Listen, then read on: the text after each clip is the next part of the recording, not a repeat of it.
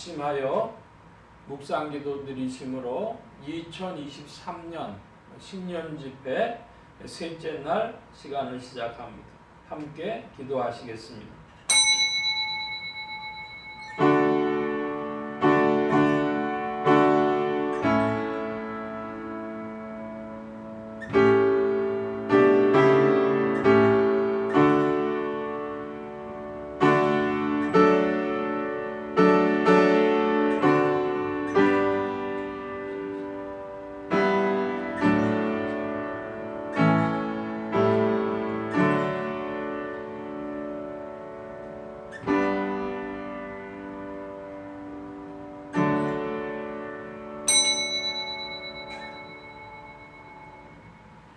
너희 모든 나라들아 여호와를 찬양하며 너희 모든 백성들아 저를 칭송할지어다.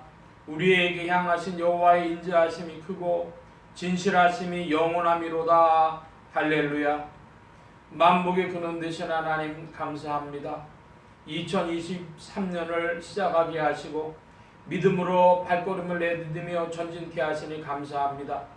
주님을 칭송하며 주님께 감사하는 한 해가 되게 하시고 주와 더불어 깊이 교제하며 즐거워하며 전진케 하여 주시옵소서. 주 성령께서 이 시간 운행하여 주시기를 구하고 의지하올 때 예수 그리스도의 이름으로 기도하옵나이다. 아멘. 찬송합니다. 460장 찬송.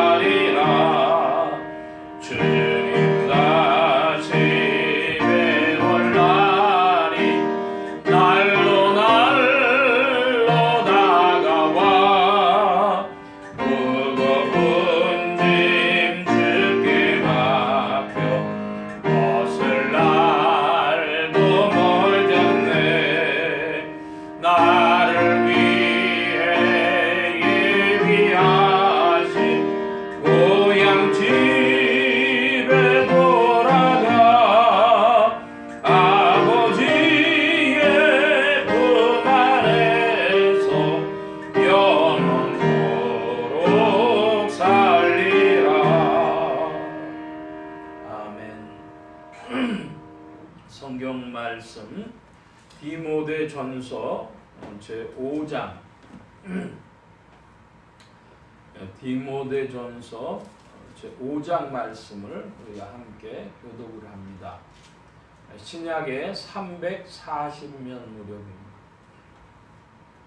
디모데전서 제5장 늙은이를 꾸짖지 말고 권하되 아비에게 하듯 하며 젊은이를 형제에게 하듯 하고 늙은 여자를 어미에게 하듯 하며 젊은 여자를 일적 깨끗함으로 장님께 하라.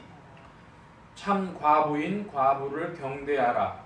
만일 어떤 과부에게 자녀나 손자도 있거든 저희로 먼저 자기 집에서 효를 행하며 부모에게 부탁하기를 빌게 하라. 이것이 하나님 앞에 받으실 만한 것입니다. 참 과부로서 외로운 자는 하나님께 소망을 두어 주야로 항상 간구와 기도를 하거니와 일락을 좋아하는 이는 살았으나 죽었느니라. 네가 또한 이것을 명하여 그들로 책망받을 것이 없게 하라. 누구든지 자기 친족 특히 자기 가족을 돌아보지 않으면 이름을 배반한 자 불신자보다 더 악한 자입니다. 과부로 명부에 올릴 자는 나이 60이 덜 되지 아니하고 한 남편의 아내이었던 자로서 선한 인식의 증거가 있어 혹은 자녀를 양육하며 혹은 마른 애를 대접하며 혹은 성도들의 발을 씻기며 혹은 해간당한 자를 구제하며 혹은 모든 선한 일을 조심하여야 할 것이요. 젊은 과부는 거절하라. 이는 정욕으로 그리스도를 배반할 때 시집가고자 함이니 처음 믿음을 저버렸으므로 심판을 받는다. 또 저희가 게으름을 익혀 집집에 돌아다니고 게으를 뿐 아니라 망령된 편론을 하며 일을 만들며 마땅히 아니할 말을 하나니 그러므로 젊은이 시집가서 아이를 낳고 집을 다스리고 대적에게 해방할 기회를 종도 주지 말기를 원한다. 이미 사단에게 돌아간 자들도 있도다. 만일 믿는 여자에게 과부 친책이 있거든 자기가 도와주고 그를 짐지지 말지어다. 이는 참 과부를 도와주게 하려 합니다. 잘 다스리는 장로들을 배나 존경할 자로 알되 말씀과 가르침에 수고하는 이들을 더할 것이니라. 행동에 이르렀을 때 곡식을 밟았던 소유를 망하실지 말라 하였고 또 일꾼이 그 삭슬을 받는 것이 마땅하다 하였습니다. 장로에 대한 송사는 두세 증인이 없으면 받지 말 것이요 범죄한 자들을 모든 사람 앞에 꾸짖겨 나머지 사람들을 두려워하게 하나님은 그리스도 예수와 택하심을 받은 천사들 앞에서 내가 엄히 명하노니 너는 편견이 없이 이것들을 지켜 아무 일도 편벽되이 하지 말며 아무에게나 금술이 암시하지 말고 다른 사람의 죄에 간섭지 말고 내 자신을 지켜 정결케 하라. 이제부터는 물만 마시지 말고 내 비위와 자주나는 병을 인하여 포도주를 조금씩 쓰라. 어떤 사람들의 죄는 밝히 드러나 먼저 심판에 나아가고 어떤 사람들의 죄는 그 뒤를 중요하니 25절 함께 봅니다. 이와 같이 선행도 밝히 드러나고 그렇지 아니한 것도 숨길 수 없느니라. 아멘. 344장 찬송합니다. 344장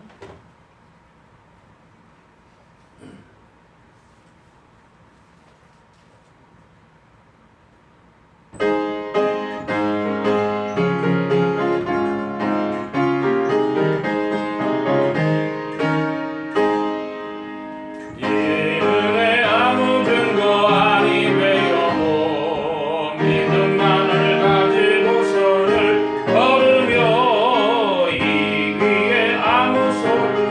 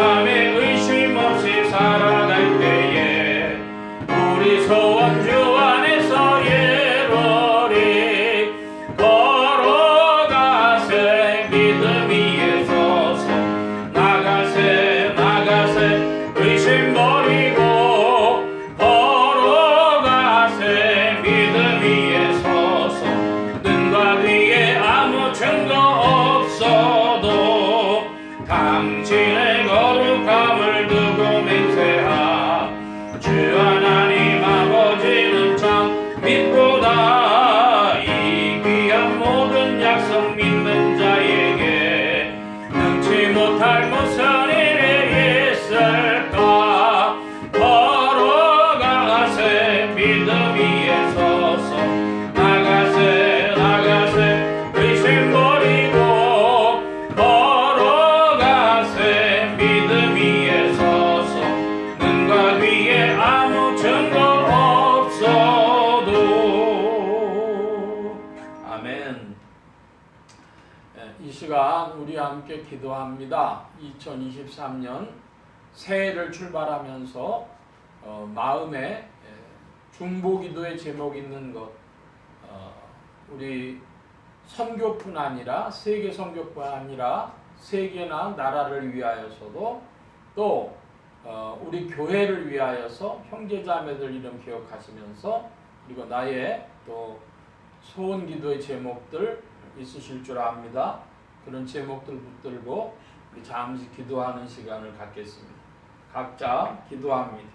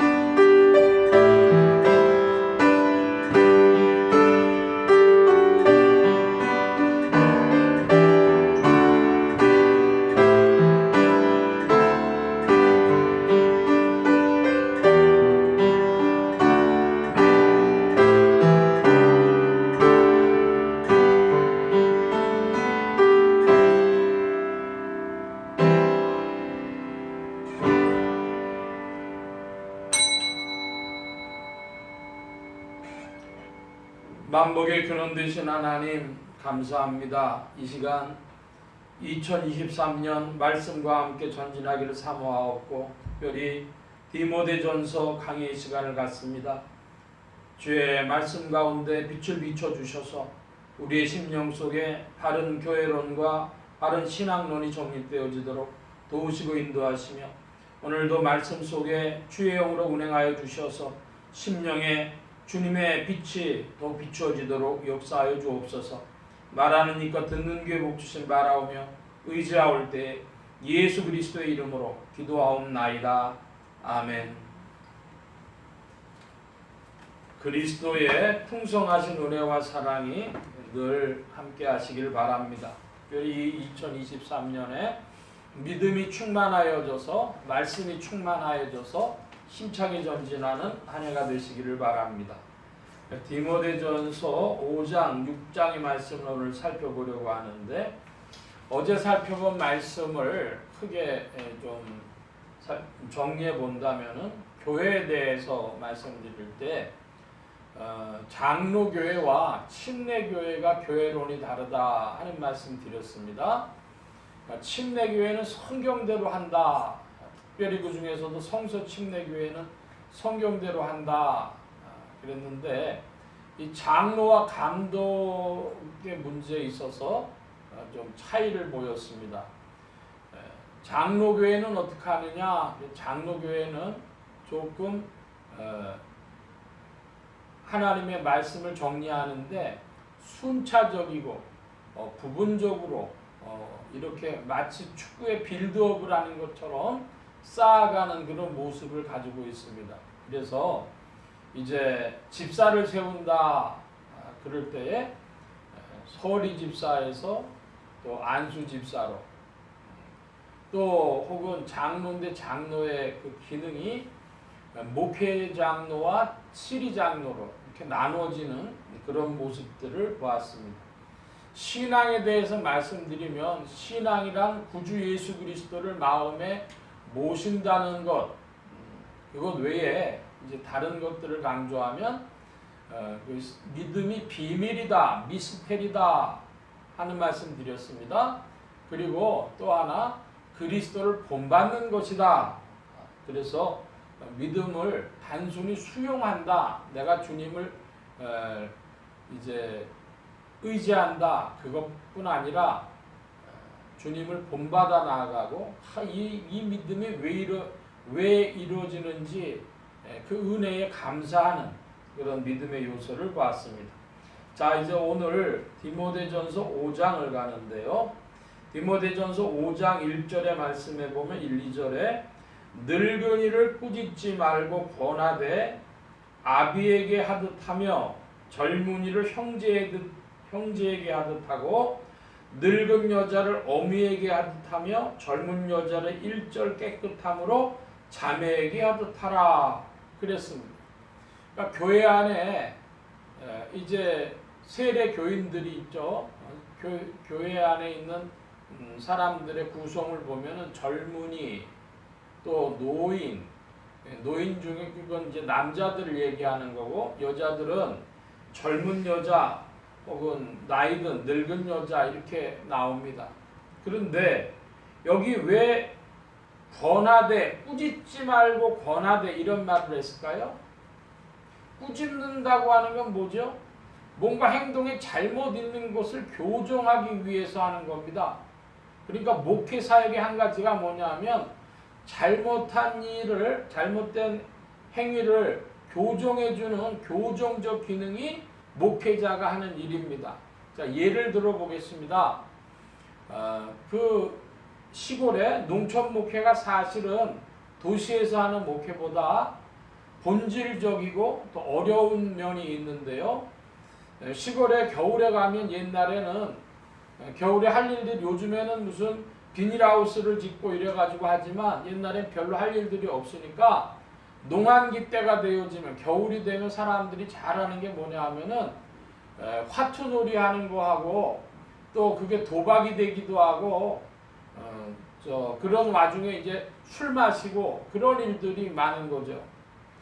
그러면 그 교회에 이제 목사님들이나 전도사님들이 부임해가지고 그렇게 교회 다닌다고 신앙생활 한다고 하면서도 사람들하고 그 내기 도박을 하다가 내기 화투놀이를 하다가 싸움질하고 뭐 이러면 덕이 안 되니까 그러지 마시오 하는 거죠. 예수님 믿으면서 교회 다니면서 그렇게 하면 되겠습니까? 이제 이런 게 꾸짖고 권하는 거라 이겁니다. 그런데 나이 든 사람들일수록 남이 뭐라고 하는 말을 잘 쉽게 안 받아들여지죠. 그러니까 늙은이에게는 잘 설명해 줘야 된다. 좋게 해 줘야 된다 이것입니다. 젊은이에게는 형제에게 하듯 하고 또 늙은 여자에게는 어미에게 하듯 하고 젊은 여자에게 일절 깨끗함으로 자매에게 하듯 하라 그랬습니다. 이거 다 뭘 얘기를 하는 걸까요? 목회 사역에 권면이 있고 신앙 상담이 있고 신방이 있고 이런 것들이 다 뭐 하는 겁니까? 그 바른 신앙으로 경건한 생활을 하도록 이제 이끌어가는 그 일, 그게 목회자가 하는 일이죠. 자, 그것을 기준으로 살펴본다면 오늘 우리 예수소망교회를 가지고 기준해서 이야기하면 첫째로 도시교회고, 그리고 다 이제 직장생활들 하니까 주중에는 만날 기회들이 없고 주일날 잠깐 보는 거예요. 그러니까 그런 것들에 대하여 이야기할 수가 별로 없겠죠. 옛날에는 지역 공동체고 농경사회를 위주로 하고 그렇게 사니까 이런 개인의 그런 행동이 굉장히 중요했고 그것을 교정하는 기능이 목회자의 기능 중에 한 가지였다. 이런 말씀을 드리는 겁니다. 자, 3절부터 12절까지 말씀인데요. 3절로 12절까지 다시 한번 좀 우리 교독하겠습니다. 3절을 제가 봅니다. 참 과부인 과부를 경대하라.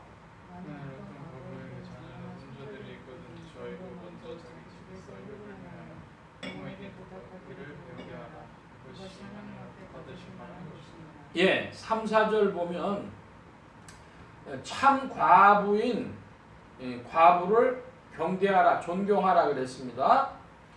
그런데 여기 4절 말씀에 보면 효를 행하라, 효를 행하여 부모에게 보답하기를 배우게 하라 그랬습니다. 누구에게 그러라는 거예요? 나이가 된, 여기 이제 60이란 나이가 이후에 나오는데 그렇게 나이든 요즘으로 치면 할머니죠. 이 할머니 이제 힘이 없다 이겁니다. 그렇지만 그런 분들을 존중해주고 존경해야 된다. 그분들의 생활에 대해서는 누가 책임을 져야 되느냐? 그러면 자녀나 손자들이 부모에게 보답하는 이 효를 행해야 된다 하는 것입니다. 이 이야기는 향후에도 조금 이제 후의 말씀에도 나올 것이기 때문에 합해서 미리 말씀드리면 교회가 이렇게 나이 든 분들에 대한 책임이 있기 때문에 신앙 안에서 교회의 내부 구제, 내적 구제 혹은 내부 구제라고도 하는데요. 우리가 남만 돌보는 거 아니라 교회 안에서 교회 안에 어려운 성도들을 교회가 돌봐야 될 책임도 있다 하는 것입니다. 본동에서 목회를 할 때 나이 드신 권사님 한 분이 계셨습니다. 근데 그러다 보니까 자꾸 신경이 쓰여요. 그래서 그분 생활 어떻게 하시냐 하고 이렇게 했던 기억이 있습니다. 그러니까 교회의 그 구성원에 대한 내부 구제다 이런 표현을 하는데 그거 있기 이전에 누가 먼저 그분의 생활을 돌봐야 되느냐, 그런 분들의 생활을 돌봐야 되느냐. 첫째로 자녀, 그 다음에는 손자들이 부모에게 보답하기를 배우게 하라 그랬습니다. 효도란 뭐냐? 효도란 부모에게 보답하는 겁니다. 그런 경우가 많죠. 대부분의 경우는 뭐냐 하면 저 부모에게 사랑 많이 받아서 이렇게 자기가 커서 이제 직장 생활을 하게 되면 무슨 내복도 사오고 뭐 이러면서 그동안 잘 이렇게 키워줘서 고맙습니다 뭐 이런 이야기 합니다. 대부분. 근데 어디는 부모가 자식을 버리고 도망갔다가 이제 자식이 무슨 뭐 돈을 많이 벌었다든지 유명한 연예인이 됐다든지 그러면 부모가 자식의 것을 보답받는다기보다도 그 혈연 관계 때문에 뜯어간다고 해야 되는 게 맞죠. 그리고 보니까 이런 효를 행하여 그러니까 이 효라고 하는 것은 사람들이 마땅히 행해야 될 인생의 길이 됩니다. 효도 이런 얘기를 했는데 옛날에 저희가 학교 다닐 때는 이순신 장군을 내세우면서 충효를 강조했어요. 충효. 그거는 독재 정권일 때 나라에 그 민주주의라는 거 내세워서 정권에 도전하지 말라 그런 의미가 지금 생각하면 있었지만은 그러나 그 충효라고 하는 그 정신적 가치 그건 중요한 것이죠. 오늘날 보니까 가족들이 여러 가지 이유로 1인 가구가 됩니다. 직장 문제니 뭐니 그래가지고 그러다 보니까 이 효도하는 문제가 약해졌어요. 그래서 여기 저희로 먼저 자기 집에서 효를 행하여 부모에게 보답하기를 배우게 하라. 배우게 하라는 게 뭐야? 가르치라는 겁니다. 그런 이야기를 자꾸 듣지 않으면 사람들이 그 효도할 줄을 모른다 이것이죠. 자, 5절 이하의 말씀을 봅니다. 5절부터 10절까지만 먼저 볼까요? 참 과부로서 외로운 자는 하나님께 소망을 두어 주야로 항상 간구와 기도를 하거니와 네가 이것을 명하여 그들로 책망받을 것이 없게 하라. 누구든지 자기 친족을 특히 자기 가족을 돌아보지 아니하며 믿음을 대방한 자여 불신자보다 더 악한 자니라. 과부로 명부에 올릴 자는 나의 60이 덜 되지 아니하고 한 남편의 아내이었던 자로서 성함이 실에 증거가 있어 혹은 자녀를 혹은 나그네를 대접하며 혹은 선생들의 발을 씻기며 혹은 환난당한 자들을 구제하며 혹은 모든 선한 일을 좇은 자라야 할 것이다. 예, 여기 자 보니까 그 과부 명부가 9절에 보니까 있다 그래요. 이 교회에서 돌봐줘야 될 것인데 오늘날 교회와는 차이가 있죠. 자, 오늘날은 어떠냐면 교단 교회가 돼가지고 여기가 서울 상계동인데 상계동에도 수많은 교회들이 있죠. 그런데 예를 들면 천주교 같으면 천주교의 상계 1동 그럼 상계 1동의 교회가 하나입니다. 그러니까 자기들이 행정구역하고 이 교회 교구하고가 겹치는 것이죠. 그러니까 그 명부를 작성하는 것이 마치 행정기관 작성하듯 작성을 하는 겁니다. 어떤 사람이냐 그랬더니 60이 덜 되지 아니하고 쉽게 표현하면 60 이상 되고 그리고 한 남편의 아내였던 자다 그랬어요. 이게 이제 해석에 문제가 되는데요. 그러면 결혼 안 했던 사람은 어떻게 되느냐 이것이죠. 그런데 그것은 조금 전에 봤던 4절 말씀과도 같이 자녀나 손자가 있는 사람 그런 사람들에게서 먼저 효를 행하게 하라 하는 것하고 살펴봤을 때 이 사람들은 남편이 있었지만은 그러나 그 재정적으로 많이 어려운 사람이라고 하는 것을 우리가 알 수 있습니다. 이런 사람들은 5절에 보니까 참갑으로서 외로운 자는 외로우면 어떻게 해야 합니까? 외로움 보니까 하나님께 소망 두고 주야로 간구와 기도를 했다 그럽니다. 좋아하는 사람입니다. 그런데 6절에 일락을 좋아하는 이는 살았으나 죽었느니라 그래요. 그 일락 좋아하는 게 이해가 있습니다. 그 노인정이나 시골의 노인정 같은 데 보면 할머니들끼리 모이고 할아버지들은 할아버지들끼리 모이고 그렇게 모이는 수가 많이 있어요. 같이들도 하지만 한국 사회는 아직도 유교적인 그런 게 있으니까 그러면은 남자들끼리 모이든 여자들끼리 모이든 뭐가 되냐면 심심풀이 한국말로 심심풀이니까 뭐예요? 화토 치는 게 대부분 어디 가든지 주요한 일입니다. 그러니까 여기 일락을 좋아하는 이는 살았으나 죽었느니라. 심심풀이할 거 마음에 뭐 둘 게 없어요. 그러니까 그 수준에 있는 사람들은 하나님께 소망 두고 항상 간구와 기도하는 그 신령한 세계가 잘 열리지 않은 겁니다. 참과부, 이거 좀 바꿔 표현합니다. 흔히 말하는 권사님, 교회의 권사님이란 어떤 분들이어야 되냐? 그런 그분들은 하나님께 소망 두고 간구하고 기도하는 그런 이들이어야 된다 하는 것이죠. 특별히 이 8절의 말씀에 보면 누구든지 그랬습니다. 누구든지 자기 친족, 특히 자기 가족을 돌아보지 아니하면, 그러니까 친족이라고 하는 것은 범위가 꽤 넓죠. 우리 한국 사람으로만 쳐봐도 무슨 삼촌, 뭐 작은아버지 혹은 이모, 고모 뭐 이래가지고 그런 친족의 범위죠. 우리나라의 민법에 친족 상소법 이런 거 있지 않습니까? 그 사람들도 다 어떤 일정한 조건 안에서 관련이 다 될 수도 있어요. 그런 것이 친족인데 좁게 보면 가족이라 그랬습니다. 가족이라고 하는 건 부모, 형제 뭐 이런 거겠죠. 이런 가족을 돌보지 않으면 어떤 사람이냐? 믿음을 배반한 자고 불신자보다 더 악한 자라 그랬어요. 요즘에 보면은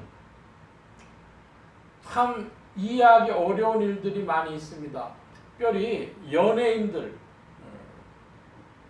관계해가지고 부모가 그 자식의 뼈골을 빼먹는다는 말을 하지, 한국말로.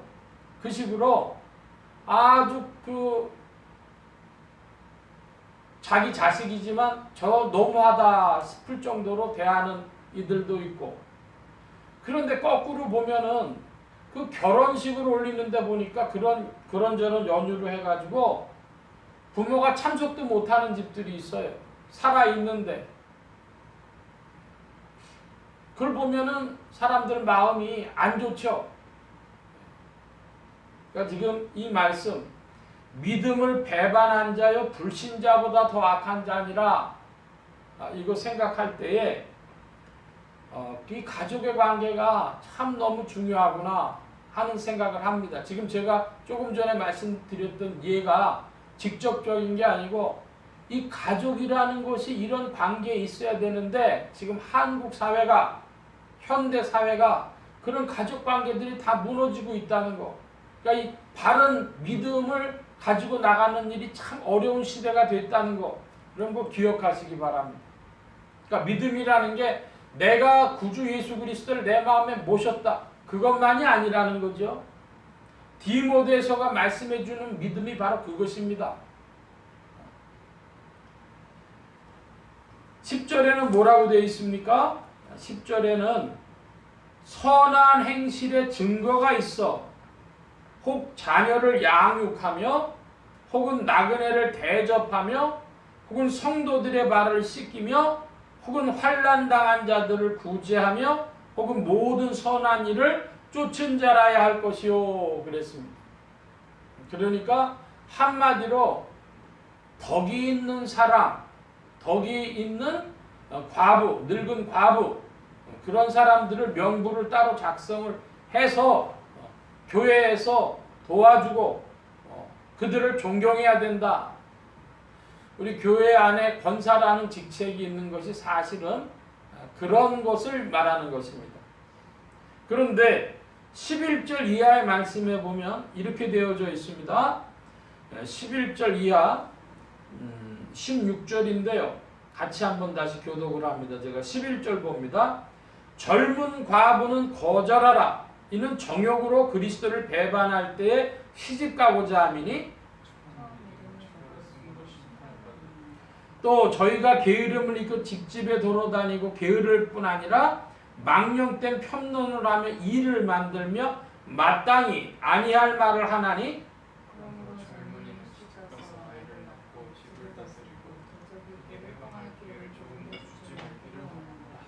이미 사단에게 돌아간 자들도 있도다.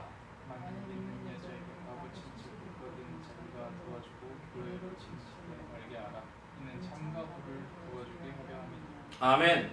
자, 11절부터 16절의 제일 중요한 부분은 뭐냐 그러면 참 과부를 도와주는 것.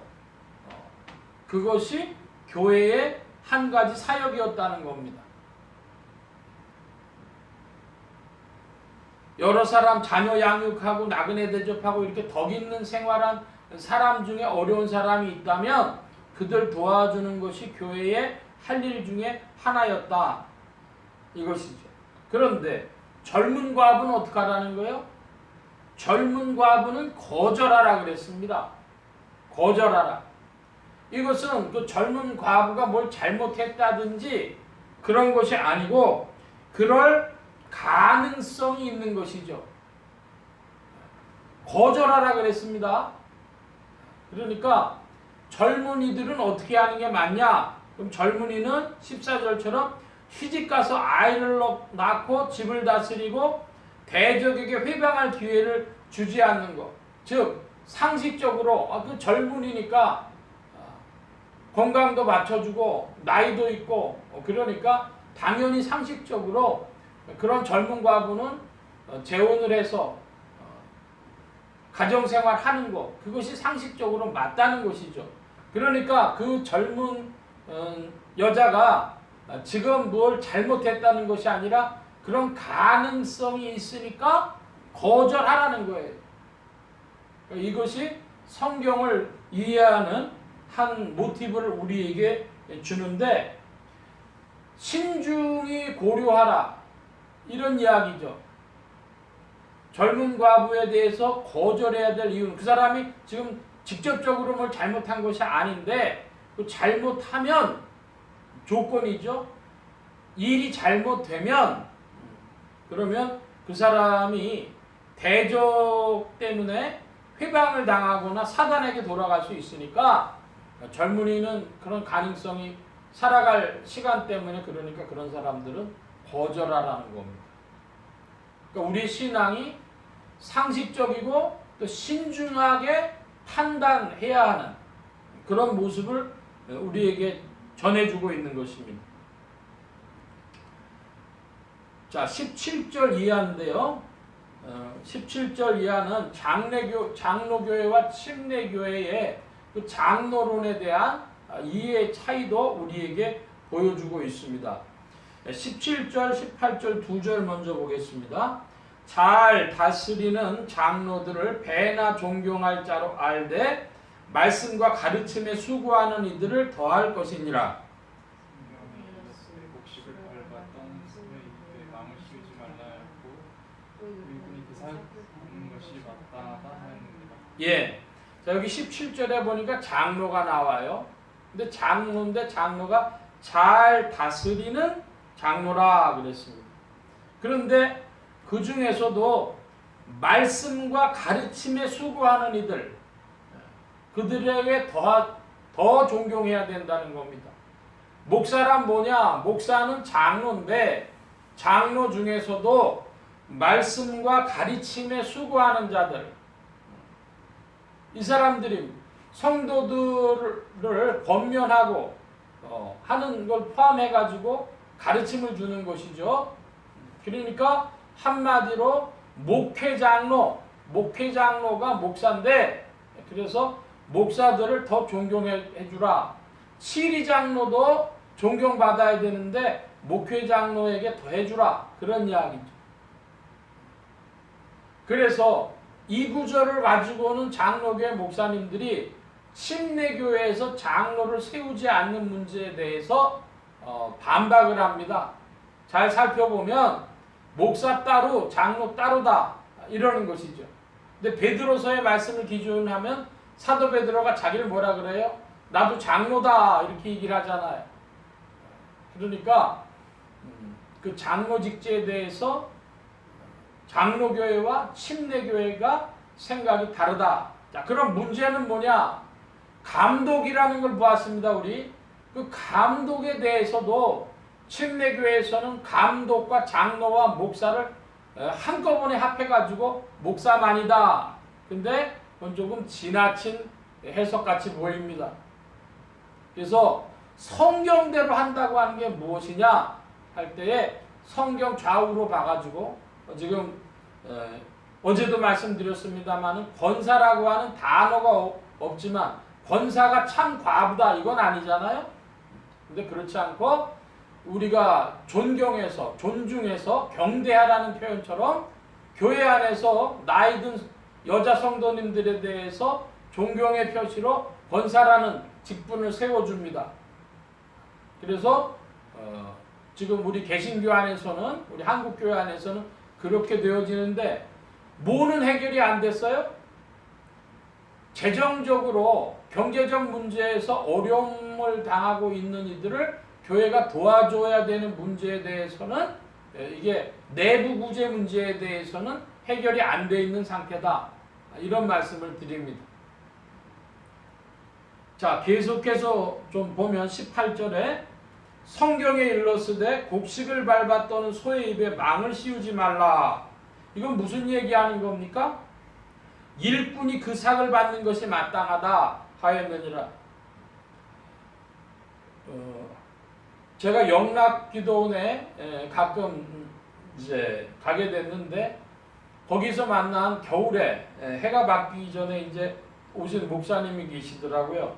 근데 자기는 해가 바뀌기 전에 꼭 그 기도원에로 오신답니다. 근데 나이가 이제 은퇴를 앞두신 목사님이셨는데 제가 벌써 한 20여 년 전에 영락기도원에서 만났죠.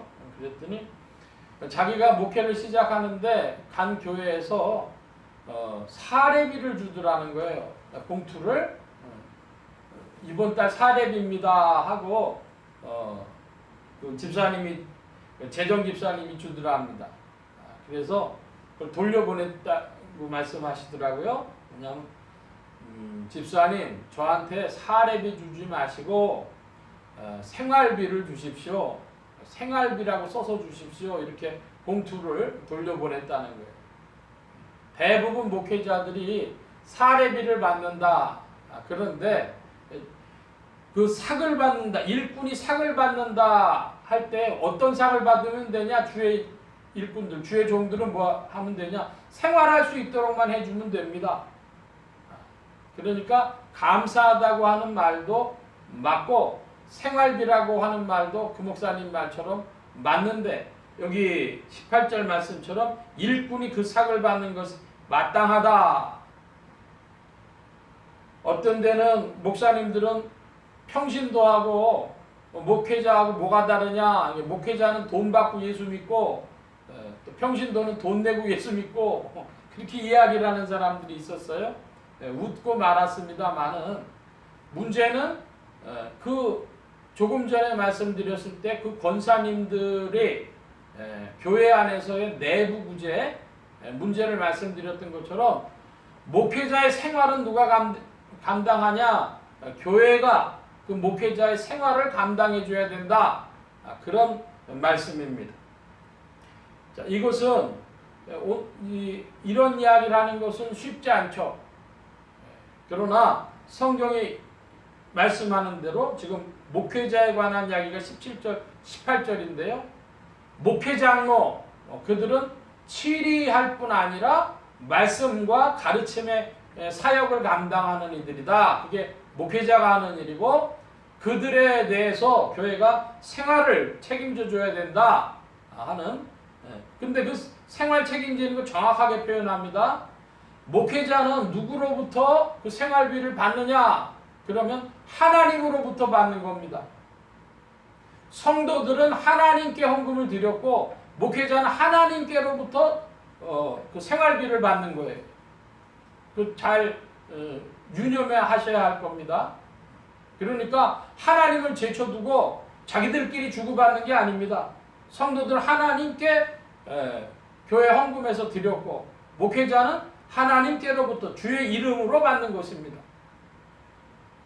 그래서 이 부분을 이 교회의 그 재정 문제에 대해서도 한국말로 다 드러내놓고 깨놓고 얘기를 하고 정확하게 이해를 해야 돼요.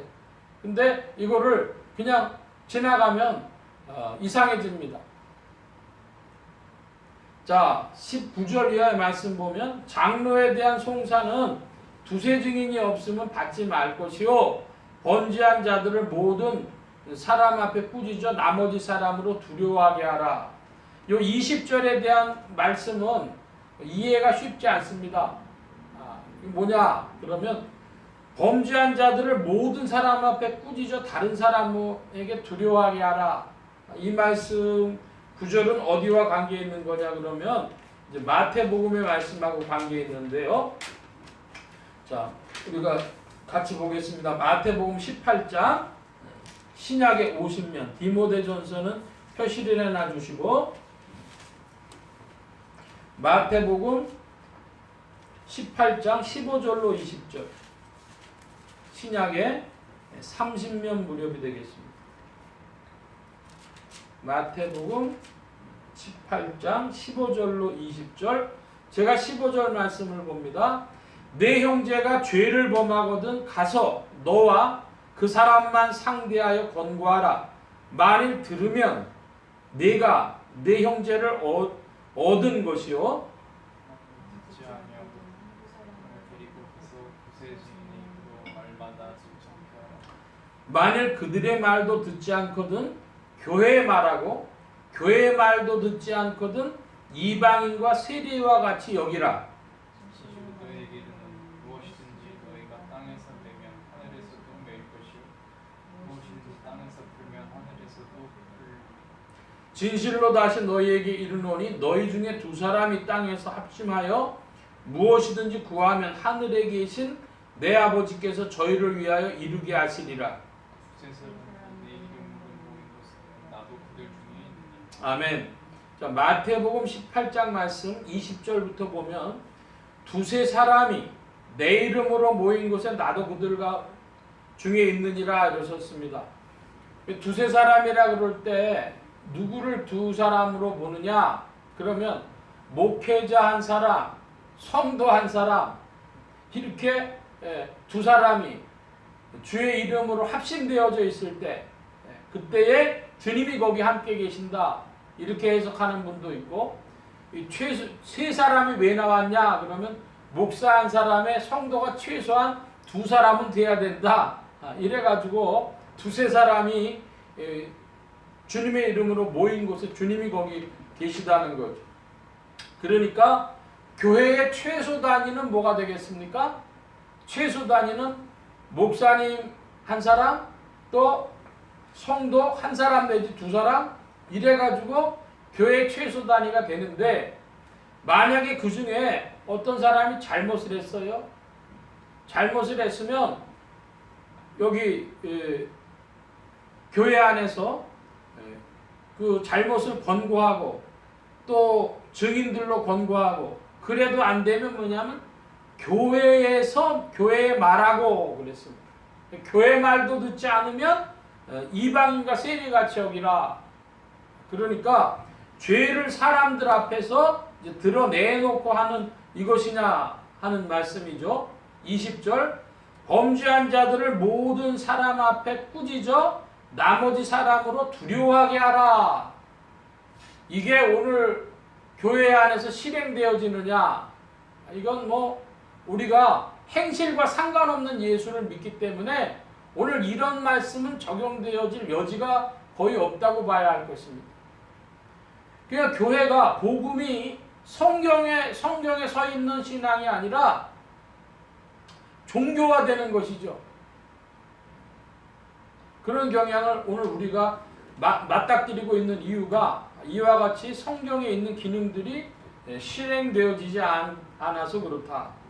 자, 여기 21절로 가면 21절에 하나님과 그리스도 예수와 택하심을 받은 천사들 앞에서 내가 엄히 명하노니 너는 편견이 없이 이것들을 지켜 아무 일도 편벽되이 하지 말며 그랬습니다. 여기 21절도 난해 구절 중에 한 가지인데 왜 그러냐 그러면 사도 바울이 누구를 거론하고 있는가? 하나님과 그리스도 예수와 택하심을 받은 천사들. 이 택하심을 받은 천사들이라는 것이죠. 택하심을 받은 천사들 앞에서 엄히 명한다 그랬습니다.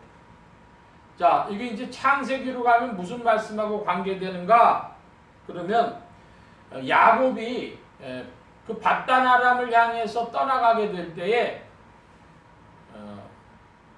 베델에서 꿈을 꾸다가 천사가 사닥다리가 하늘로 닿아서 천사들이 오르락내리락 하는 꿈을 꿨지 않습니까? 자, 그것처럼 오늘 지상의 교회가 그리스도 예수와 몸된 교회로 성령께서 동행하시는데 구체적으로는 뭐냐? 그 교회의 심부름을 천사들이 하는데 천사들이 사닥다리로 오르락내리락 한 것처럼 우리 예를 들면 예수소망교회면 예수소망교회도 주의 말씀을 붙들고 나아갈 때에 이 사역을, 이 교회의 일들을 돕는 천사들이 있어서 택하심을 받은 천사들 앞에서 명한다 그랬으니까 천사들이 오늘도 교회 안에서 부지런히 일한다는 것이죠. 그런 말씀을 두고 해석한 것으로 봅니다. 난해 구절입니다. 구체적으로 해석하기는 어렵습니다만은 여러분 믿음대로 받으시는데 이 지상교회 사역에 성령 안에서 천사들이 오늘도 부지런히 움직이는 것, 그와 같이 믿으시기를 바랍니다. 자, 여기 23절 갑니다. 23절에 보면 이제부터는 물만 마시지 말고 내 비위와 자주 나는 병을 인하여 포도주를 조금씩 쓰라 그랬습니다. 디모데가 병이 있었습니다. 위장병 계통이었던 모양입니다.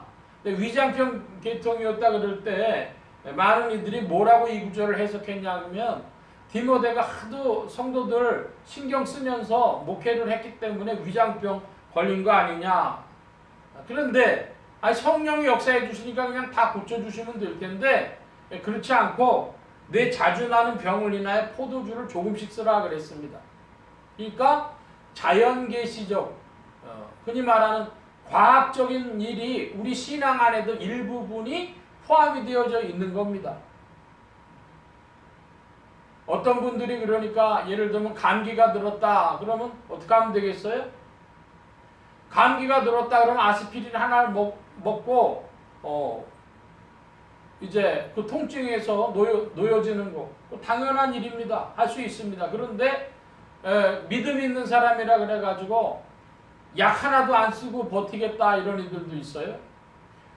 저는 자연치유 같은 거에 관심이 있어가지고 그러니까 제약회사에서 나오는 약이 아니라 약도 종류가 많죠. 근데 이 포도주라는 건 식용입니다.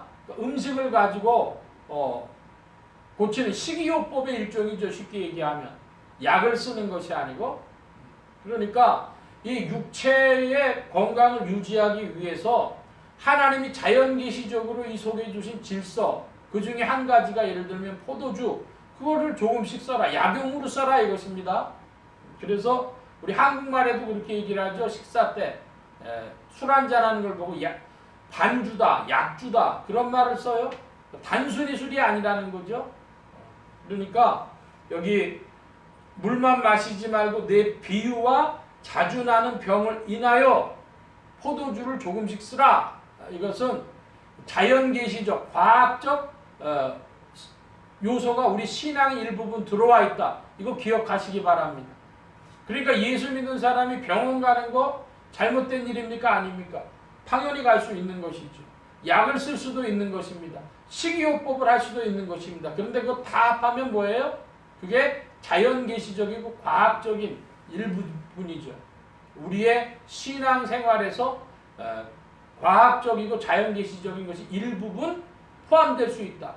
근데 그거에 더 나가서 거꾸로 그거에만 의지하는 사람들이 있어요. 병원 가면 뭐 다 고쳐질 것처럼 생각을 해요. 여기 병원 가는 것보다 더 중요한 건 뭐예요? 하나님께 의지하는 믿음입니다. 이게 뒤집어져 버리면 안 됩니다. 극단적이어서도 안 되고 뒤집어져서도 안 되고. 그러니까 우리 신앙은 절대로 이 세상 것 하나도 안 섞였다. 그거 거짓말입니다. 그리고 그것이 옳지도 않습니다. 그런데 하다 보면 어떻게 돼요? 하나님은 뒷전 가고 사람의 어떤 방법과 과학만이 앞서가 가지고 되려고 하는 거. 다 정상적인 신앙에서 떠나간 것이고, 자 24절 25절 봅니다. 어떤 사람의 죄는 밝히 드러나 먼저 심판에 나아가고 어떤 사람들의 죄는 그 뒤를 쫓나니 이와 같이 선행도 밝히 드러나고 그렇지 아니한 것도 숨길 수 없느니라. 뭐가 있습니까? 죄와 선행입니다. 죄와 선행 모두가 숨겨지지 않고 하나님의 심판 앞에서 드러난다. 사도 바울이 그 말씀을 우리에게 증거하고 있는 것입니다. 자, 우리 찬송 한 절 부르겠습니다. 반주 없이 208장 찬송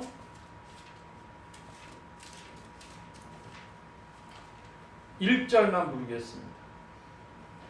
주 예수 내 맘에 들어와 계신 후 변하여 새 사람 되고 내가 늘 바라던 참빛을 찾음도 주 예수 내 맘에 오심 주 예수 내 맘에 오심 주 예수 내 맘에 오심 물밀듯 내 맘에 기쁨이 넘치면 주 예수 내 맘에 오심. 아멘. 자, 계속해서 이제 디모데전서 6장 디모데를 마무리하는 말씀이 되겠습니다. 서둘러서 좀 봅니다. 디모데전서 6장 1, 2절을 보겠습니다. 1절입니다. 무릇 멍에 아래 있는 종들은 자기 상전들을 범사에 마땅히 공경할 자로 알지니 이는 하나님의 이름과 교훈으로 회방을 받지 않게 하려 함이라. 상전에 있는 자들은 그 상전의 형제라고 경히 여기지 말고 잘 섬기게 하라. 이는 유익을 받는 자들이 믿는 자요 사랑을 받는 자임이니라. 너는 이것들을 가르치고 권하라. 아멘. 여기 종들이라고 하는 것이 나옵니다. 6장에 보니까 종이 나오는데 종이라고 하는 것은 노예. 근데 노예 제도는 하나님의 뜻이 아닙니다. 인류사에 노예 제도가 들어오게 되는 것은 니무롯이라고 하는 자로부터 나오고 그 니무롯으로부터 도시국가가 형성이 되고 그 도시국가가 이제 흔히 말하는 고대 국가가 되고 이러면서 인류 역사가 쭉 내려옵니다. 자, 그러니까 이 노예 제도라고 하는 것이 하나님 뜻을 벗어나서 사람 위에 사람 있는데 이 본질로 우리 신앙은 노예 제도를 인정할 수 없죠. 이것이 구체적으로 노예를 없애기 위한 그 일이 언제 벌어졌는가? 그러면 18세기 그래서 19세기로 넘어갈 때 영국에서 노예해방을 하죠. 영국에도 큰 싸움을 했습니다. 그래서 노예를 없앴습니다. 근데 그 영국에서 1830년대 없앤 노예 일을 미국이 쫓아가질 못했습니다. 그래서 흑인 노예 문제 때문에 남북전쟁이 일어나게 되는 것이죠. 그러니까 본질적으로 우리 신앙에는 노예가 없습니다. 그런데 그 노예를 없애는 것이 하나님의 뜻인데 구약에 보면 유대인들도 희년이 되어지면은 내보내는 것이고 가능한 한 노예를 세우지 말아야 되는데 노예가 있어요. 자, 그러면 이 노예 문제 어떻게 할까 그랬더니 여기 보니까 멍에 있는 자들 상전들을 범사에 마땅히 공경할 자로 알아라. 그러니까 우리의 현실은 어떻습니까? 우리의 신앙의 자리에서 진리가 우리에게 가르쳐주는 건 노예가 없는데 오늘 우리의 현실하고 괴리가 발생하는 것이죠. 그때 어떻게 해야 되느냐? 보니까 여기 멍에 있는 자들을 하나님의 이름이 회방받지 않도록 마땅히 공경할 자로 알아라. 본질과 생활의 그 괴리에서 어떻게 할까 하는 것 보여줍니다. 또 특별히 2절에 믿는 상전이 형제라면 더 잘 섬겨라 그럽니다. 그러니까 사람 위에 사람 없는 것은 성경에서 하나님의 뜻이고 그것이 본질인데 생활하고 차이 났을 때 적용할 문제. 오늘 우리의 생활 속에 그런 것은 없는지 스스로 좀 질문을 해보아야 하겠습니다. 3절 이하의 말씀을 봅니다. 3절 누구든지 다른 교훈을 하며 바른 말, 곧 우리 주 예수 그리스도의 말씀과 경건에 관한 교훈에 창념치 아니하면 그랬습니다. 여기 바른 말이라는 단어가 나와요. 바른 말. 바른 말이 있고 어떤 말이 있겠어요? 그른 말이 있겠죠. 바른 말은 예수 그리스도의 말씀과 경건에 관한 교훈, 그게 바른 말입니다. 경건에 관한 교훈, 그것이 바른 말씀이다. 경건에 관한 교훈이 뭡니까? 우리 어제도 살펴봤는데요. 야고보서 말씀 볼까요? 야고보서 1장입니다. 신약의 372면 조금만 뒤로 가면 디모데서 표시해 놔주시고 야고보서 1장 27절 같이 보겠습니다. 야고보서 1장 27절 하나님 아버지 앞에서 정결하고 더러움이 없는 경건은 곧 고아와 과부를 그 환난 중에서 돌아보고 또 자기를 지켜 세속에 물들지 아니하는 이것이니라. 자기를 지켜 세속에 물들지 아니하는 이것이니라 그랬으니까 한마디로 경건의 한 요소는 자기 변화입니다. 긍정적인 자기 변화, 자기 성장. 이런 새 생활의 모습을 보여주는 것하고 이웃을 섬기는 그것이 경건인데요. 그래야 교회에서 들어오면은 무슨 얘기 많이 들어야 되냐? 예수 그리스도에 관한 말씀과 경건에 관한 교훈을 계속 들어야 돼요. 자, 그러니까 옛날 교회라고 하겠습니다. 제가 어렸을 때 60년대에 다녔던 그 교회 가보면 옛날 교회에서 뭐라고 했냐면 설교하지 마 그랬습니다. 설교하지 마. 여러분 그게 무슨 말이에요? 설교한다고 하는 것은 사람 이렇게 살아가라고 바른 그 길을 바른 말을 하는 겁니다. 인생이 살아갈 교훈들을 얘기해주고 효도해라. 이웃을 섬겨라. 뭐 이런 이야기를 자꾸 해요. 그러니까 좋은 얘기가 없고 자기 변화되고 생활하라는 얘기만 자꾸 하니까 교회가 어떻게 되겠어요? 재미가 없어요. 근데 그 후에는 어떻게 됐어요? 그 후에는 보니까 성령론 중에 은사론에 초점 맞추면 어떻게 돼요? 성령 우리를 그리스도의 심판대 앞에 세우게 할 때 대답할 말이 있게 하시는 분인데 성령론의 은사론에 초점 맞춰 제일 핵심이 뭡니까? 방언, 신유 하니까 뭘 많이 해야 되겠어? 교회 오면은 기도를 많이 해야 되는 것이죠. 그러니까 그 일을 통해서 사람들이 교회는 많이 모여들었습니다. 많이 모여들었지만 사람이 변화되고 무슨 효도를 하고 그런 거는 별로 배워진 게 아니죠. 이것이 이 바른 말 하는 것이 그리스도의 말씀과 경건에 관한 교훈에 창념치 않으면 무슨 일이 벌어지냐? 4절입니다. 6장 4절 돌아가면 저는 교만하여 아무것도 알지 못하고 변론과 언쟁을 좋아하는 자니 이로써 투기와 분쟁과 회방과 악한 생각이 나며 마음이 부패하여지고 진리를 잃어버려 경건을 이익의 재료로 생각하는 자들의 다툼이 일어나느니라. 그러나 자족하는 마음이 있으면 경건이 큰 이익이 되느니라. 자, 우리 7절부터 같이 한번 교독해서 10절까지 봅니다. 7절입니다. 우리가 세상이 아무것도 가지고 온 것이 없으며 또한 아무것도 가지고 가지 못하리니 우리가 먹을 것과 입을 것이 있은즉 족한 줄로 알 것이다.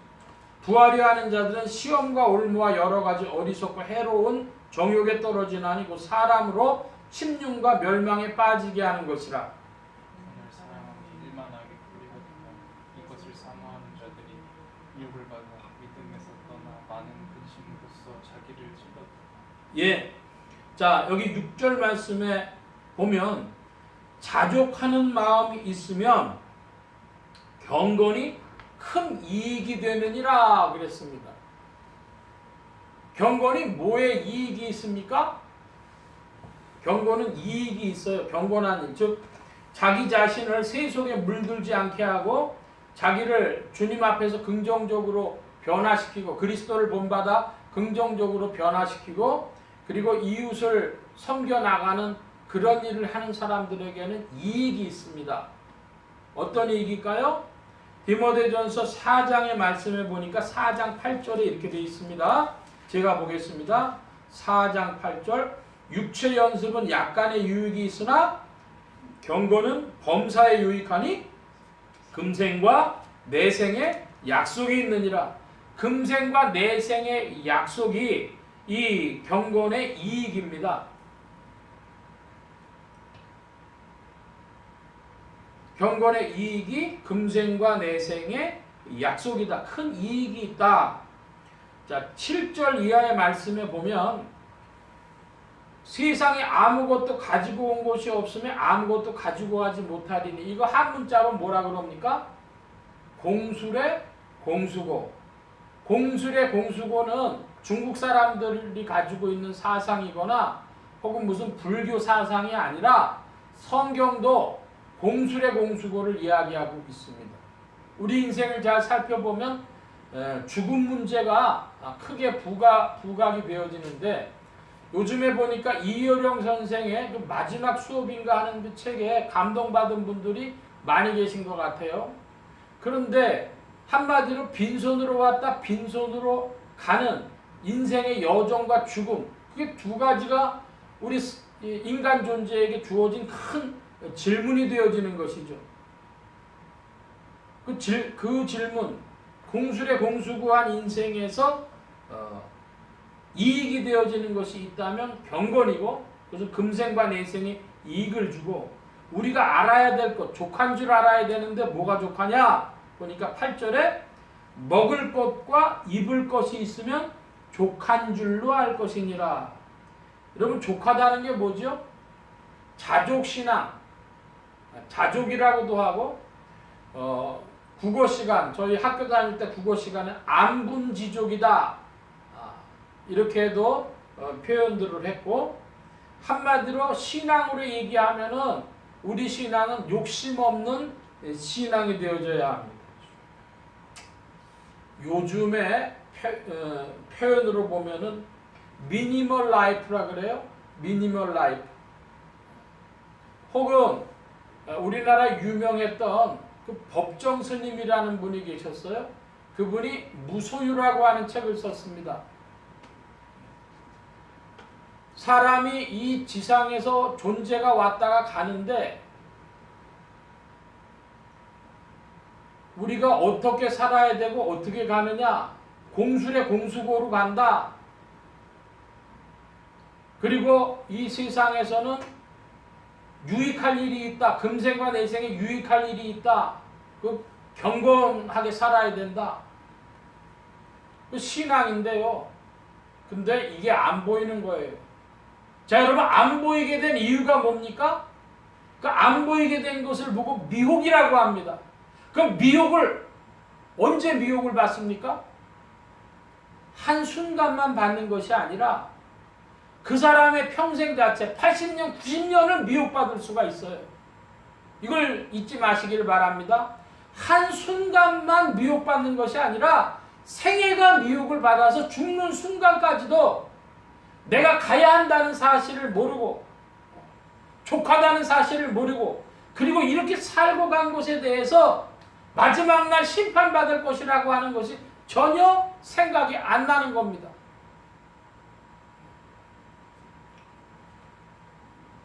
그 동대문에 이화여자대학병원이 있다가 지금 목동으로 간 줄 아는데, 그 이화여자대학병원이 목동에 있을 때 어떤 의사 선생님이 한 이야기를 기억을 합니다.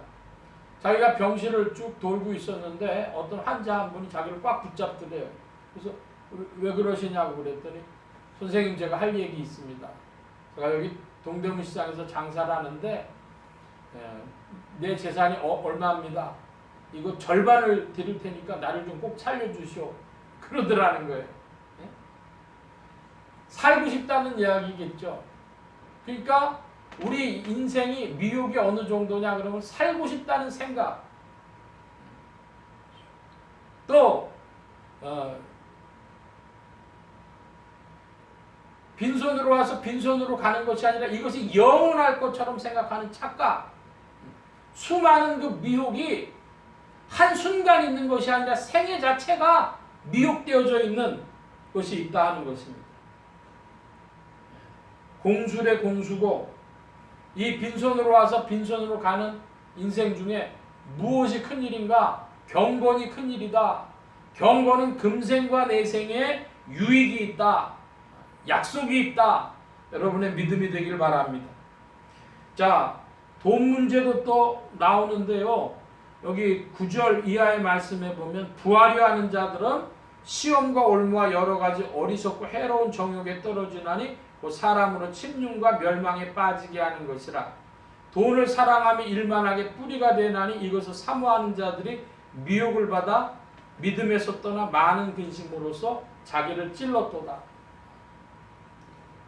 이것에 대해서 예를 들자면 많이 있는데 거두절미하고 한마디로 자기가 자기를 찔러. 이거 어리석은 일 아닙니까? 미혹한 일인데 그런 미혹함을 당하는 이들이 세상에 너무나 많습니다. 테라라고 하는 그 암호화폐가 있었는데 지금 사람들이 벌써 1년도 안 돼갖고 다 잊어버린 것 같아요. 몇 조 단위의 돈이 를 속인 겁니다. 또 미국에서도 그런 얘기가 있어갖고 FTX인가 뭐 그런 무슨 코인 종류나 그런 거래소를 만들었다가 그 미국의 FBI한테 이제 그 범죄로 추궁을 당하는 모양이에요. 그러니까 사람들이 제정신이 아닌 그 돈 문제에 있어서 자기가 자기를 찔르고 침륜과 멸망에 빠져들어가면서도 모릅니다. 일만하게 뿌리다. 돈을 사랑하는 것이 일만하게 뿌리다. 이 말씀 꼭 기억해야 되겠습니다. 그러므로 돈을 사랑하는 것이 아니라 돈을 이용하는데 이용하다가 사랑하는 데가 너무 가까워요. 그러니까 돈 문제에서도 그냥 활용할 수 있는 사람, 하나님 내가 이 돈을 맡아 활용할 수 있는 사람 되어지도록 나를 도와주옵소서. 그럼 그렇게 기도하시기 바랍니다. 돈이 오는 게 중요한 게 아니라 잘 활용할 수 있어야 돼. 그 하다 잘못하면 돈 사랑하는 사람 됩니다. 아니 누가 돈을 사랑하겠어? 아니요. 성경이 분명히 우리에게 그렇게 얘기하고 있어요. 인간이 미혹당하기 때문에 돈을 사랑하는 겁니다. 제정신으로는 돈을 사랑할 수 없어요. 미혹당하기 때문에 돈을 사랑하는 것이죠. 자, 11절 이하 말씀입니다. 11절로부터 16절까지 한번 보겠습니다. 11절로 16절. 오직 너 하나님의 사람아 이것들을 피하고 의와 경건과 믿음과 사랑과 인내와 온유를 조치며 선한 싸움 공생을 취하여 이를 위하여 내가 부르심을 받고 증인 앞에서 선한 증거에서 증거하여 만물을 살게 하신 하나님 앞과 본디오 빌라도를 향하여 선한 증거로 증거하신 그리스도 예수 앞에서 내가 너를 명하노니 나타나실 때까지 전도 없고 책망받을 것도 없이 명령을 지키라. 기약이 이르면 하나님이 그의 나타나심을 보이시리니 하나님은 복되시고 홀로 한 분이신 능하신 자시이며 만왕의 왕이시며 만주의 주시오. 오직 그에게만 죽지 아니하며 가까이 가지 못해 빛이 가시고 아무 사람도 보지 못해 볼 수도 없는 신이 그에게 존귀와 영원한 능력을 돌릴지어다. 아멘. 11절의 말씀에 보니까 오직 너 하나님의 사람아 그랬습니다. 너 하나님의 사람아. 바울이 이렇게 너 하나님의 사람아라고 부를 때 이것은 디모데를 첫 번째 부른 말씀이기도 하지만 사실은 바울을 통해서 하나님이 디모데에게 하신 말씀이요 더 나아가면 하나님께서 바울과 디모데를 통해서 모든 믿는 자들에게 하시는 말씀입니다. 너 하나님의 사람아 네가 믿음의 사람이라면 이런 돈 좋아하고 뭐 이런 것들 다 피하고 뭐를 해라? 뭐를 쫓아라? 6가지 말씀합니다. 의와 경건과 믿음과 사랑과 인내와 온유를 좇으며 믿는 신자가 믿음의 사람이 쫓아야 될 것이 6가지입니다. 디모데전서 6장 11절 말씀으로는 뭡니까? 의, 경건, 믿음, 사랑, 인내, 온유. 너 하나님의 사람아, 하나님의 사람이 쫓아야 될 것, 성령과 함께 우리가 전진해야 할 것, 바로 이것입니다. 여기에 무슨 뭐 은사가 나타나는 것도 아니고 우리가 가야 할 길을 진리 말씀이 명백히 가르쳐 줍니다. 뭘 쫓아가라? 의와 경건과 믿음과 사랑과 인내와 온유를 쫓아가라 말씀하십니다. 그리고 무엇을 하라? 믿음의 선한 싸움을 싸우라 그렇습니다. 자, 그러면 오늘 서둘러서 좀 볼 때에 믿음에 대해서 우리가 바른 교회론과 바른 신학론을 정립하는 것인데, 자, 믿음이 우리에게 보여주는 것, 디모데전서 안에서 보여주는 것만 먼저 가지고 살펴보면, 첫째로 그리스도를 구주로 고백하는 것, 그게 믿음이죠. 근데 거기에 모두 들어가요? 자기 변화, 성령 안에서 세속에 물들지 않고 자기를 지키며 긍정적인 자기를 세워가는 일, 그것도 믿음의 일입니다. 그리고 이웃을 섬기는 일입니다. 이 2가지 합해가지고 경건이라고 우리가 봤단 말입니다. 근데 모두 있어요? 선한 행실의 증거, 그러니까 선한 행동이 믿음에 속한 일이에요. 또 맡깁니다. 여기 맡기는 문제 조금 이따가 살펴보기로 하고, 선한 싸움 싸우고 명령 지켜나가는 것, 이런 것들이 믿음을 구성하는 요소입니다. 오늘날 우리는 어떻게 생각해요? 믿음을 자기의 심리적인 내적 인식으로만 생각을 합니다. 그것이 아니라는 걸 보여주는 것이 디모데 전서입니다. 우리가 우리의 생애를 하나님 앞에 의탁을 하게 되어지는데, 자, 그것이 여기 11절 이하의 말씀에 보니까 11절이 아니라 17절 이하의 말씀이죠. 같이 한번 또 보겠습니다. 17절, 6장 17절로 21절까지입니다. 네가 이 세대의 부한 자들을 명하여 마음을 높이지 말고 정함이 없는 재물에 소망을 두지 말고 오직 우리에게 모든 것을 후히 주사 누리게 하시는 하나님께 두며 선한 일을 하고 선한 사업을 나주기를 좋아하며 공정하는 자가 되게 하라. 이것이 장래에 자기를 위하여 좋은 터를 쌓아 참된 생명을 취하는 것이니라. 디모데야, 네게 부탁한 것을 지키고 거짓 대의군 지식에 망령되고 한 말과 언론을 피하라. 21절 함께 봅니다. 이것을 좇는 사람들이 있어 믿음에서 벗어났느니라. 은혜가 너희와 함께 있을지어다. 아멘. 자, 여기 19절의 말씀에 보니까 자기를 위하여 좋은 터를 쌓아 참된 생명을 취하는 것이니라 그랬습니다. 참된 생명을 다른 표현으로 뭐라고 할 수 있을까요? 영생이죠. 우리가 다 구원받는다, 영생을 얻는다, 그런 말씀 하는데 참된 생명을 취하는 것인데 어떻게 하면 그렇다고요? 여기 17절 이하로 보니까 재물에 소망 두지 말고 모든 것을 후히 주사 누리게 하시는 하나님께 두며. 여러분, 우리가 재물이 많은 게 중요한 게 아니라 누리는 게 중요합니다. 한번 따라 하십시다. 하나님 안에서 누리는 생활, 누려야 됩니다. 어떤 사람이 컴퓨터를 샀는데 굉장히 비싼 컴퓨터를 샀어요. 근데 그거 가지고 할 줄 아는 게 없어요. 이거 얼마짜리야? 이거 500만 원짜리 컴퓨터야 하고 쫙 해서 소프트웨어를 보니까 그 안에 어마어마해. 너 이거 가지고 뭐 할 수 있어? 아니, 나 이거 게임만 해. 모르는 거죠. 중요한 것은 우리에게 재물이 많은 것이 아니라 누리는 것입니다. 하나님 안에서 풍성한 삶이 되기를 축복합니다. 그리고 여기 선한 일 행하고 선한 사업에 부하고 나눠주기 좋아하고 동정하는 자가 되고, 자, 이런 이 모습들이죠. 이런 모습들에서 우리는 참된 믿음의 모습을 보게 되어지는 것입니다. 우리의 생애를 하나님께 맡긴다 그래요. 하나님께 맡기는 걸 위탁이라고 합니다. 그러니까 자기의 생애를 위탁하는 것도 믿음의 요소다. 그러면 믿음 아닌 것이 어디 있느냐? 우리 신앙론 살펴보니까 4장부터 몇 가지만 살펴보면 4장 1절에 보면 이런 표현이 나와요. 믿음 대 믿음이 어떤 믿음이요? 어떤 사람들이 믿음에서 떠나. 믿음은 떠날 수 있어요. 다른 자리가 있는데 그 자리에서 떠날 수 있어요. 또 이번에는 5장입니다. 5장 11절부터 12절 말씀에 보면은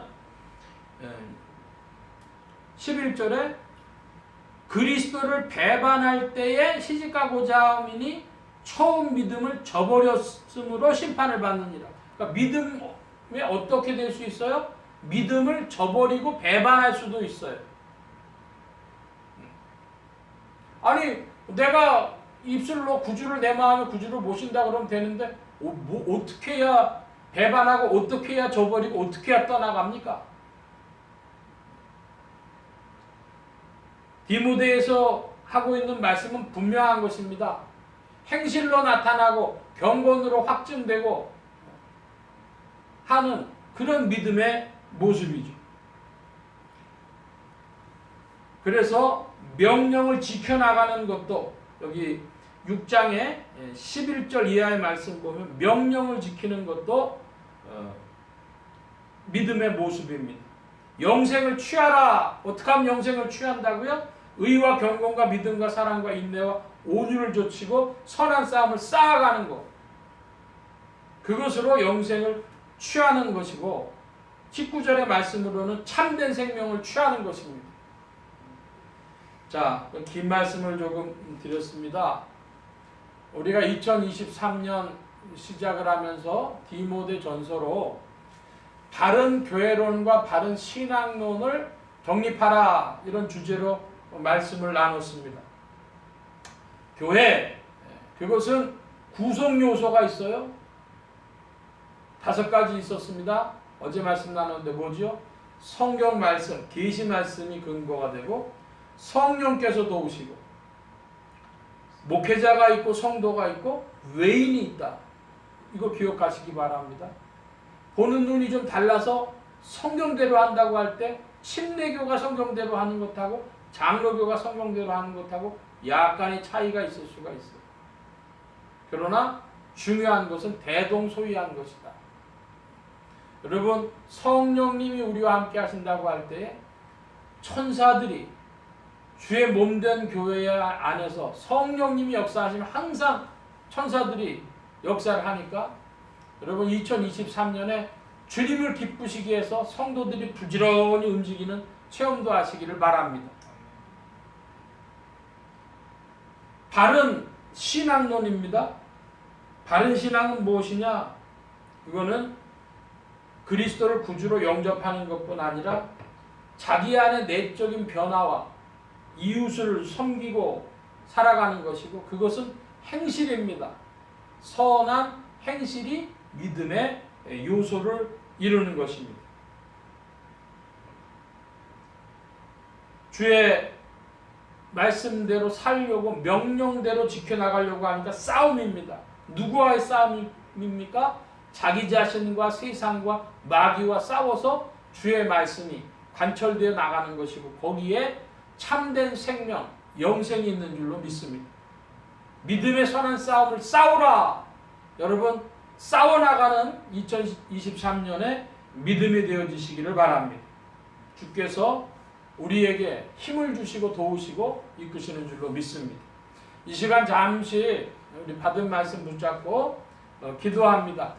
한 2, 3분 동안 주여 우리가 바른 교회론과 바른 신앙론이 정립돼서 2023년 주 안에 힘차게 전진하며 금생과 내생에 약속을 얻어 누리게 하여 주옵소서.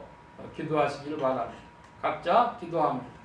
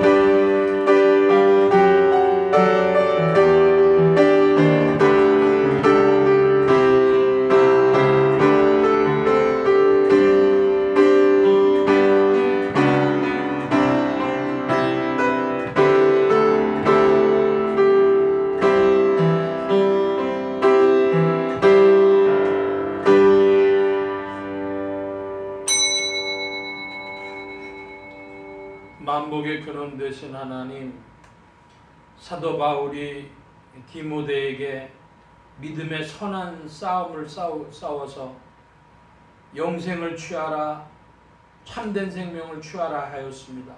아버지 하나님, 영생과 선한 행실이 깊이 관계 있는 것을 깨닫고 우리의 믿음이 자기의 내면의 일들뿐 아니요 삶을 살아가는 모든 것임을 기억하고 영생을 취하도록 힘써 전진하게 하시며 이 2023년에 너 하나님의 사람아 하시는 그 말씀 듣고 우리도 주와 함께 전진하도록 예수소망교회와 온 성도들과 부족한 종이 함께 하시며 믿음으로 전진하는 한 해가 되게 하여 주시옵소서.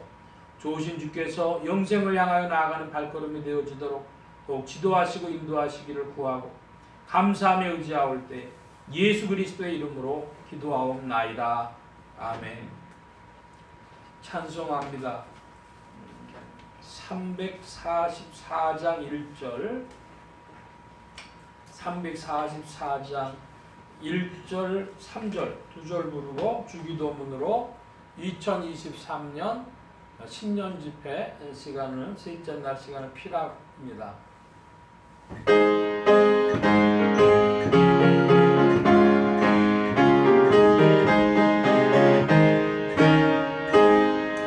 이 눈에 아무 증거 아니 되어도 믿음만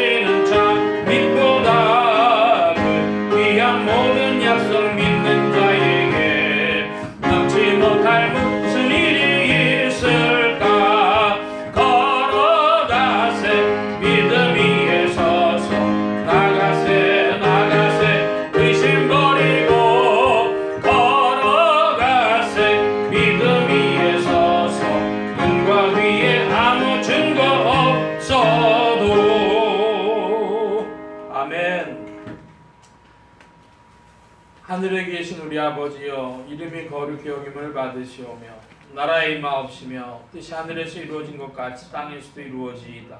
오늘날 우리에게 일용할 양식을 주옵시고 우리가 우리에게 죄 지은 자를 사하여 준 것 같이 우리 죄를 사하여 주옵시고 우리를 시험에 들게 하지 마옵시고 다만 악에서 구하옵소서.